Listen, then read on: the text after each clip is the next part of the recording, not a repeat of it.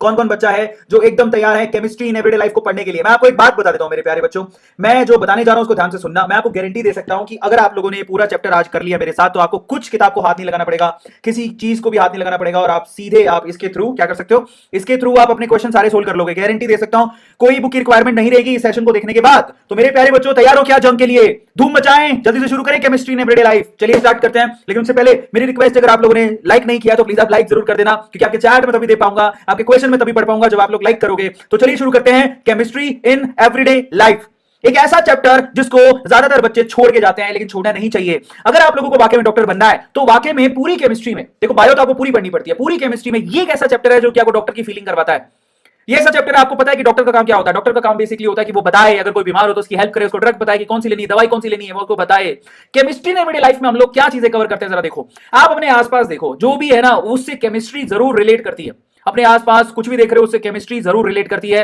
जैसे कि कोई बीमार पड़ जाए, दवाइयां, इंजेक्शन, वैक्सीन, आपको पता है कि ये एक बहुत इंपॉर्टेंट चीज है जो बेसिकली आप लोगों को इसी चैप्टर में देखने को मिलेगी। इसके अलावा अगर हम लोग बात करें, सोप्स एंड डिटर्जेंट, नहाते तो सब हो गए, तो नहाना, कपड़े धोना, ये जो चीजें हैं वो केमिस्ट्री इन एवरीडे लाइफ में आप पढ़ोगे। फूड, प्रिजर्वेटिव, ये सब चीजें आप अभी पढ़ोगे। इसके अलावा इंडस्ट्री, एनवायरमेंट की सेफ्टी, ये सब चीजें भी अभी आप पढ़ोगे। योर रिन्यूएबल एनर्जी, ये सारी चीजें अगर आप देखोगे ना, आप चारों तरफ, तो आप केमिस्ट्री से घिरे हुए हो, समझ में आता है, फ्यूल से लेके सब कुछ। इसमें कुछ चीजें तो आपने एनवायरमेंटल केमिस्ट्री में पढ़ ली, और बाकी चीजें आप लोग केमिस्ट्री इन एवरीडे लाइफ में पढ़ते हो। तो चलो आज मैं आप लोगों को बाकी चीजें पढ़ाता हूं, ड्रग्स के बारे में बताता हूं। ड्रग मतलब वो वाली ड्रग नहीं, गलत वाली नहीं, ड्रग्स मतलब दवाइयां, ठीक है, उनके बारे में बताता हूं, कौन कौन सी दवाई कहां कहां पे काम आती है, और उसके अलावा फूड प्रिजर्वेटिव के बारे में बताऊंगा, सोप्स एंड डिटर्जेंट के बारे में बताऊंगा, एनवायरमेंट सेफ्टी, रिन्यूएबल एनर्जी, और ये सब चीजें हम लोग एनवायरमेंटल केमिस्ट्री में पढ़ चुके हैं। तो चलिए फटाफट से शुरू करते हैं। सबसे पहले तो ड्रग्स क्या होता है और उसके क्लासिफिकेशन को पढ़ेंगे आज। सबसे पहले तो ड्रग का मतलब वो कतई नहीं है जो ड्रग के बारे में आप गलत चीजें सुनते हैं। यहां पर ड्रग बेसिकली क्या होता है, ड्रग का मतलब यहां पर मेडिसिन से ही लिया गया है। मेडिसिन हम लोग उसको ड्रग कहते हैं मेडिकल की भाषा में, और अगर आप किसी भी चीज को ऑब्वियसली लिमिट में लेते हो तो आपके लिए, शरीर के लिए फायदा भी कर सकती है। तो बेसिकली यहां पर बहुत सारी ऐसी चीजें हैं जिनकी लत ना लगाई जाए और उनको प्रॉपर वे से यूज किया जाए तो आपके शरीर में काफी खामियों को वो दूर कर सकता है, काफी प्रॉब्लम्स को वो दूर कर सकता है। तो सबसे पहले तो ड्रग को पढ़ते हैं और उसको क्लासीफाई करते हैं, ड्रग है क्या और उसको क्लासीफाई कैसे करेंगे उसके बारे में बात करते हैं। सबसे पहले तो ड्रग क्या होती है बेटा? ड्रग एक केमिकल एजेंट है, एक ऐसा केमिस्ट्री का केमिकल फॉर्मूला है जिससे आप छोटे छोटे से ड्रग बनाते हो। एक केमिकल एजेंट है बेसिकली, जो कि आप किसी भी पेशेंट को देते हो तो उसके शरीर के अंदर बायोलॉजिकल रिस्पॉन्सेज देता है। वो अगर उसके शरीर के अंदर कोई प्रॉब्लम है तो उसको वो ठीक करता है, समझ में आया? उसको वो ठीक करता है, और बेसिकली मेरी बात को ध्यान से सुनना, उसकी डिजीज को वो क्योर करता है। उसको कोई प्रॉब्लम होगी अंदर बॉडी में, कोई प्रॉब्लम है तो उसको ठीक करता है, ठीक है। तो ड्रग है क्या? ड्रग एक केमिकल एजेंट है जो कि बायोलॉजिकल रिस्पॉन्सेज देता है जिससे पेशेंट ठीक हो जाता है। बाय द वे, मैं आपको आपकी जानकारी के लिए बता दूं, इस पूरे प्रोसेस को हम लोग क्या बोलते हैं? इसको बोलते हैं कीमोथेरेपी। बहुत सारे बच्चे कीमोथेरेपी को कैंसर से जोड़ के देखते हैं, बेसिकली बोलते हैं कि कैंसर की डिजीज का क्योर कीमोथेरेपी होता है, लेकिन नहीं। आपको डॉक्टर कुछ भी दवाई लिख के देता है और आप वो दवाई रेगुलरली ले रहे हो, और उसके बाद आपके शरीर में जो प्रॉब्लम है, आपकी बॉडी में जो प्रॉब्लम है, मान लो फीवर है या फिर कॉन्स्टिपेशन है या फिर टटियां लग गई हैं, व्हाटएवर, जिसको बोलते हैं टटियां लगना, मतलब आपको लूज मोशन हो गया है, व्हाटएवर, मतलब अगर उसका क्योर हो गया तो समझिए आपकी कीमोथेरेपी की गई है। तो मेरी बात ध्यान से सुनिएगा, जब डॉक्टर आपको प्रिस्क्रिप्शन में लिख के देता है, बेटा आप बोलते हो डॉक्टर टटियां लग गई है, टटियां मतलब लूज मोशन हो गया है, मैं मतलब 2 मिनट भी नहीं बैठा जाता, सीधा टॉयलेट में जाना पड़ता है। सो इन दैट केस डॉक्टर आपको कहेगा जाओ ये वाली ड्रग ले लो। तो आपने उस ड्रग को रेगुलरली लिया और उसके बाद आप ठीक हो गए, समझ में आ गया? तो बेसिकली आपकी कीमोथेरेपी की गई। तो कीमोथेरेपी आप समझिए कि this process is called chemotherapy. अगर आपको कोई एस्पिरिन भी देता है या डिस्प्रिन देता है और आप उसको रेगुलरली लेके अपने शरीर में जो प्रॉब्लम थी उसको दूर कर लेते हो, बुखार है तो उसको दूर हो गया, सिरदर्द दूर हो गया, तो दैट इज कॉल्ड कीमोथेरेपी। तो कीमोथेरेपी को कभी भी आप कैंसर से जोड़ के मत देखना। तो ड्रग ये होता है। अब अपन क्लासीफाई करते हैं ड्रग को। अब ना यहां से ना आपका बेसिकली शुरू हो जाता है एक्चुअल चैप्टर। तो देखो ड्रग को क्लासीफाई कैसे कैसे किया जाता है। सबसे पहले तो ड्रग को क्लासीफाई किया जाता है on behalf of pharmacological effect, जैसे कि एनाल्जेसिक। आप ड्रग को, कोई ड्रग या दवाई बेसिकली फार्माकोलॉजिकली आपके शरीर को कैसे इफेक्ट करती है, उसके बिहाफ पे आप ड्रग को क्या कर सकते हो? क्लासीफाई कर सकते हो। आप ड्रग को ड्रग के एक्शन से भी क्लासीफाई कर सकते हो। बेसिकली एग्जांपल के तौर पे एंटीहिस्टामाइन, ठीक है, एंटीहिस्टामाइन बेसिकली ड्रग के एक्शन के हिसाब से उसको क्लासिफाई किया गया है। अगर इफेक्ट के हिसाब से देखोगे तो एनाल्जेसिक, ड्रग के एक्शन के हिसाब से देखोगे तो एंटीहिस्टामाइन।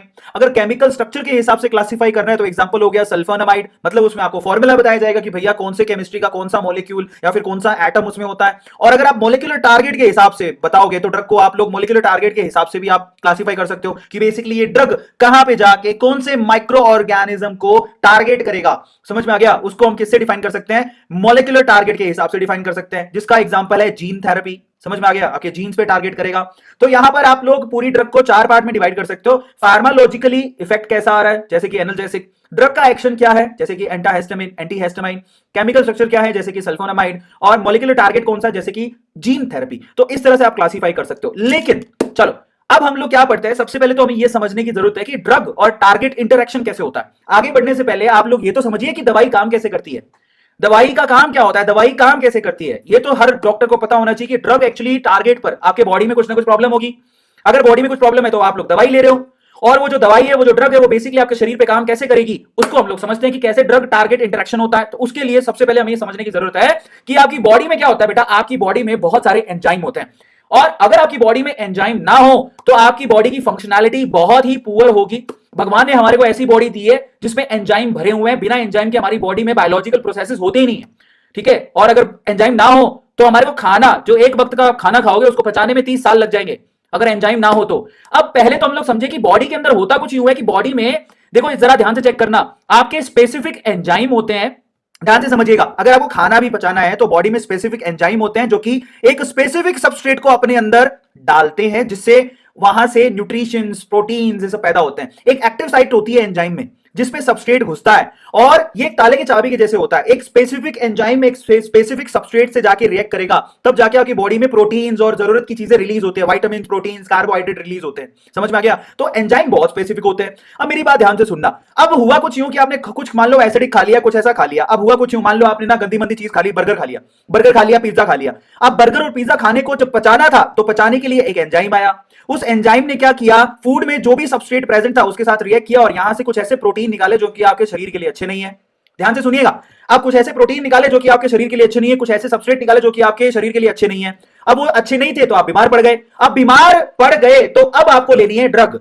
अब आपको डॉक्टर देता है ड्रग। अब वो ड्रग कैसे काम करती है, अब ये इंपॉर्टेंट है। अब यहां से आपका शुरू करते हैं। पहले तो आपको समझ में आ गया कि एंजाइम और सबस्ट्रेट आपस में मिलकर हमारे शरीर में जरूरी चीजें उसको रिलीज करती हैं। लेकिन कभी कभार जो जरूरी चीजें नहीं होती, जो हार्मफुल होती हैं, वो भी हमारी बॉडी में प्रोड्यूस हो जाती हैं। अब आप इस चित्र को ध्यान से देखिएगा। यहां पर आप जरा ध्यान से देखिए, जो रेड कलर का ना, रेड का मतलब क्या होता है, खतरा। रेड का मतलब होता है खतरा। अब ये जो दिख रहा है आप लोगों को, जो रेड कलर का, ये ऐसी चीज है, ध्यान से समझना, जो कि एंजाइम के साथ रिएक्ट कर रही है, और एंजाइम के साथ रिएक्ट करते ही ये ऐसे प्रोटीन या ऐसे सबस्ट्रेट प्रोड्यूस कर रही है जो आपकी बॉडी के लिए खतरा है। अब आप चाहते हो कि ये जो एंजाइम है वो इस रेड कलर के सबस्ट्रेट के साथ रिएक्ट ना करे। इसके लिए आप क्या लेते हो, ड्रग। ड्रग ये ब्लू कलर का जो दिख रहा है आप लोगों को, ड्रग इस तरह के ब्लू कलर के सबस्ट्रेट को पैदा करता है।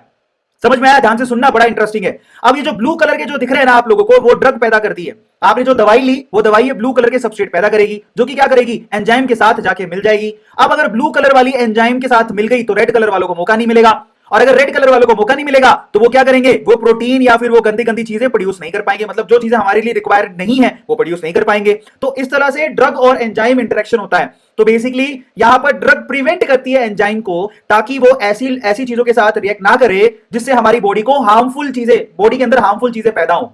तो इस तरह से ड्रग और एंजाइम का आपस में इंटरेक्शन